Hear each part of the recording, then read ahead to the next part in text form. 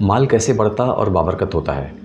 کچھ لوگ مال و دولت تو بہت کما لیتے ہیں لیکن وہ ضائع ہو جاتا ہے، اور کچھ لوگوں کی جمع پونجی تو اوسطاً ہوتی ہے لیکن اس میں خیر و برکت کے ایسے غیبی اسباب پیدا ہو جاتے ہیں کہ وہ دوسروں کے لیے باعث رشک بن جاتے ہیں۔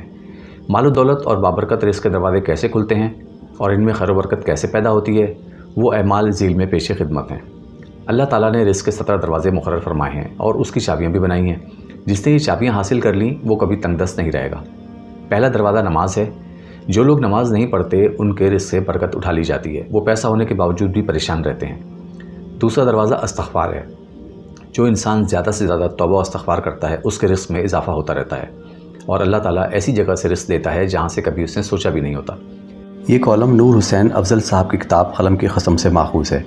مزید ویڈیوز کے لیے ہمارے چینل نور حسین افضل آفیشیل کو سبسکرائب کر کے بیل آئیکن کو پریس کر دیں تاکہ ہماری نئی آنے والی ویڈیوز کی نوٹیفیکیشن آپ کو بر وقت مل سکے۔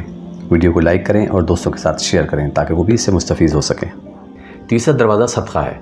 حکم خداوندی ہے کہ تم اللہ کی راہ میں خرچ کرو، اللہ اس کا بدلہ دے کر رہے گا۔ انسان جتنا دوسروں پر خرچ کرے گا اللہ اسے 10 گنا بڑھا کر دے گا۔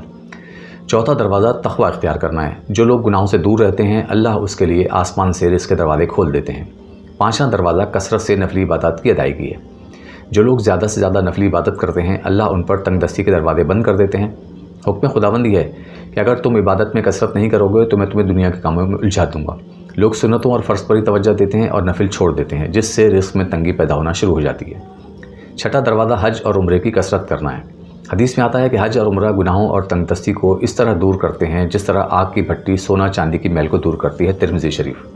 ساتواں دروازہ رشتہ داروں کے ساتھ اچھے سلوک سے پیش آنا ہے۔ ایسے رشتہ داروں سے بھی ملتے رہنا جو آپ سے قطع تعلق کر لیں۔ آٹھواں دروازہ کمزوروں کے ساتھ صلہ رحمی کرنا ہے۔ غریبوں کے ساتھ غم بانٹنا، مشکل میں ان کے کام آنا اللہ کو بہت پسند ہے۔ نواں دروازہ اللہ پر توکل ہے۔ جو شخص یہ یقین رکھے کہ اللہ دے گا تو اسے ضرور ملے گا، اور جو شک کرے گا وہ پریشان ہی رہے گا۔ 10واں دروازہ شکر ادا کرنا ہے۔ انسان جتنا شکر ادا کرے گا اللہ رزق کے دروازے کھولتا چلا جائے گا۔ 11واں دروازہ گھر میں مسکرا کر داخل ہونا۔ مسکرا کر داخل ہونا بھی سنت ہے۔ حدیث میں آتا ہے نبی کریم صلی اللہ علیہ وآلہ وسلم نے فرمایا اللہ تعالیٰ فرماتے ہیں کہ رزق بڑھا دوں گا جو شخص گھر میں داخل ہو اور درود پڑھ کر مسکرا کر سلام کرے۔ 12واں دروازہ ماں باپ کی فرما برداری کرنا ہے۔ ایسے شخص پر کبھی رزق تنگ نہیں ہوتا۔ 13واں دروازہ ہر وقت باوضو رہنا ہے۔ جو شخص ہر وقت نیک نیتی کے ساتھ باوضو رہے گا تو اس کے رزق میں کمی نہیں ہوگی۔ 14واں دروازہ چاشت کی نماز پڑھنا ہے، جس سے رزق میں برکت بڑھتی ہے۔ حدیث میں ہے چاشت کی نماز رزق کو کھینچتی ہے اور تنگ دستی کو دور کرتی ہے۔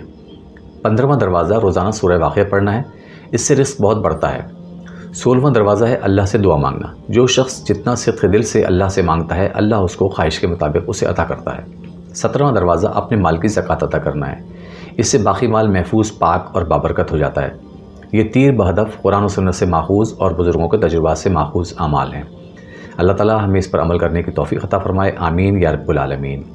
ہماری یہ ویڈیو آپ کو کیسی لگی ہمیں کمنٹ سیکشن میں ضرور آگاہ کریں۔ شکریہ۔